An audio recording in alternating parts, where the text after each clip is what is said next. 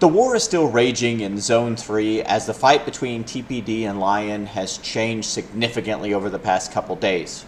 I'm going to go through an update and give you all the details of where we currently stand.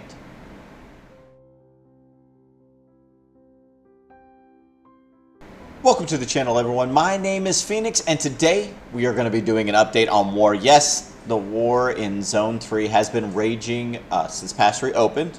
Actually, probably was brewing a little bit before then, but it really heated up once Pass 3 opened. And the map has changed significantly, and in fact, the tides of war have changed completely over the past, I would say, 24 hours. So the first major update for our server is that CC is no longer at war. They have decided to sign peace with TPD, and they are no longer going to be fighting.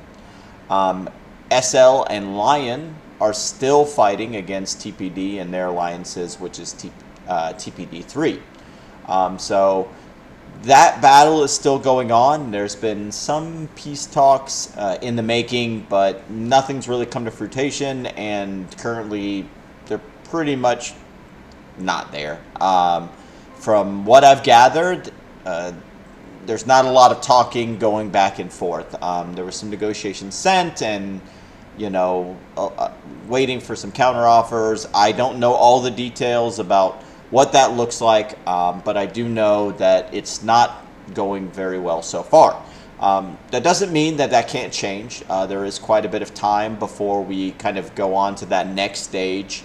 And I truly believe that for the server to be successful at the end of the season, there has to be some kind of unity. There has to be some kind of give and take. Because, to be fair, I don't think Lion nor TPD can truly maximize the rewards and the potential that Season 1 has to offer.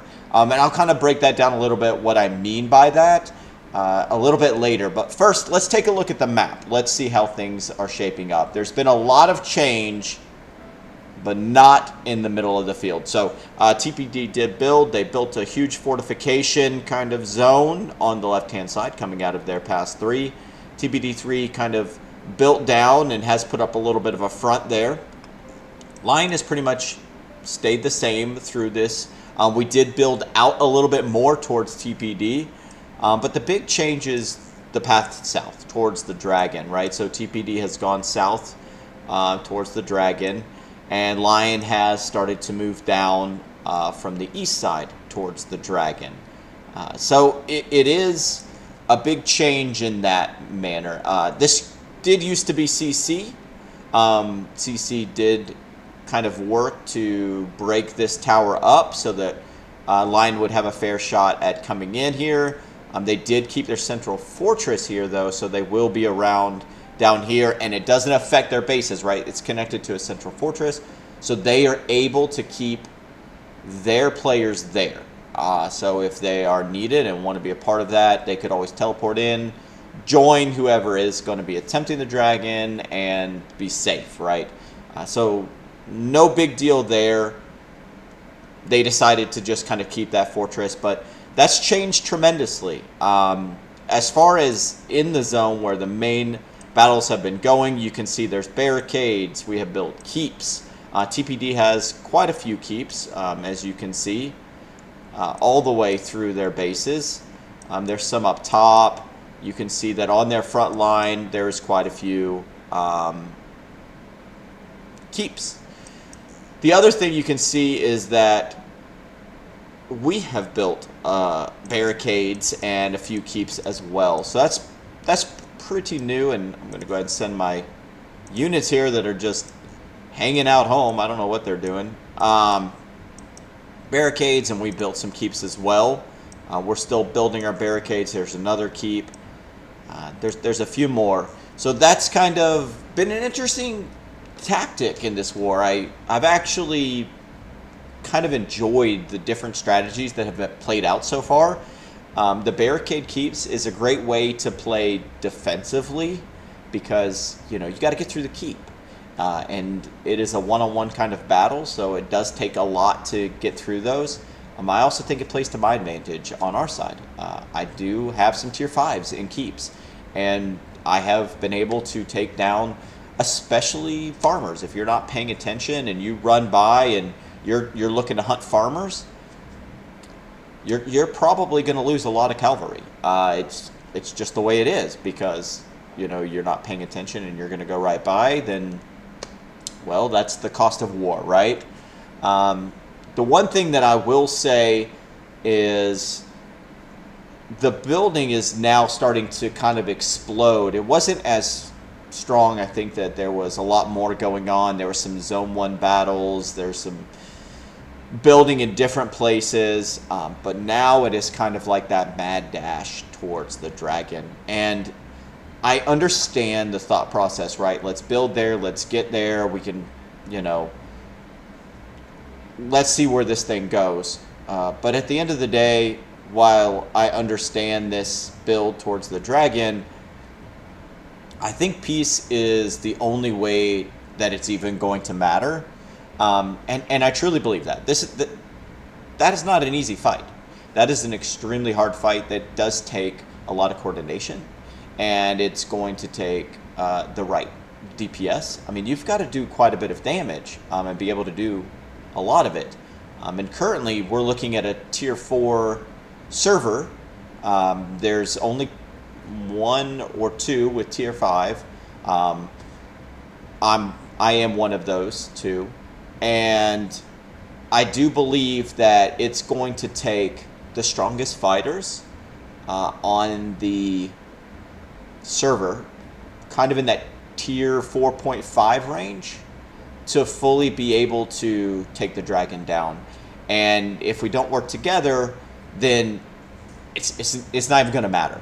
We're not going to take full advantage of what these season rewards have to offer. So let's kind of talk a little bit about what those rewards are. So the first thing we're going to take a look at is if we actually defeat the dragon. So if we look at that, the participation rewards are great, right? We get a bunch of speed ups, a bunch of gold and wood resources, and 2,500 gems. So that's great. Just participating, period. That's nice. And then you get your normal damage ranking rewards. So the participation is awesome. Okay, I think that's really, really good just for getting that.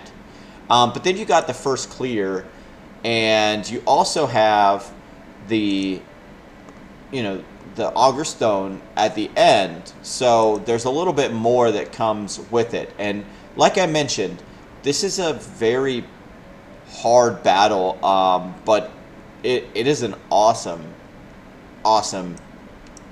fight, in my opinion. Obviously, I haven't done it, but I have seen the videos, and it just looks like a lot of fun. I do think that it's going to be a very powerful behemoth and something that's going to be really neat. But if we take a look at what the Augur Stone has to offer, I can give you a little bit better of an idea of what the season ending is going to look like. So bear with me, I'm going to pull this up. I did just change to this faction, which I really love, by the way, and if you haven't had the chance to take a look at that that video, I definitely think you should. It really is a great faction. I think it has a lot to offer, and I truly think that it will be very beneficial to free-to-play players. And so if you are free-to-play, I definitely implore you to take that out. But we'll take a look at the Augur Stone, and if we go all the way down to the end, so occupying it at the end, you're going to get 3 gold keys, you're going to get a speed up, and you're going to get 1,200 gems. That doesn't sound like a lot, but that could play a big part in this. It's great for free-to-play players. Anytime you can get gold keys, anytime you can get gems, get your VIP up to 8. That's super important. Get your second research. So it's very nice rewards. Is it earth-shattering? Absolutely not. I mean, it's not going to make or break. I do think that participation rewards is a little bit better, but getting in there, getting that first clear rewards, getting those participation rewards, that's definitely going to be big. And if you're not able to take it down, we're talking about 15 million HP on this. This isn't an easy fight. We haven't even taken down Magma on this server, okay? None of them have gone down, and we had a couple attempts by TPD, and it just, it's a very tough fight. But, each one of these has 2.8. You're talking a different ball game. Now, this is a different mechanic, and they both work different ways, how the fight works, but I truly think to really maximize the server's potential and the war, I do think that some type of unity, some type of resolution really has to happen and come to the forefront. I think right now there is a strong indication that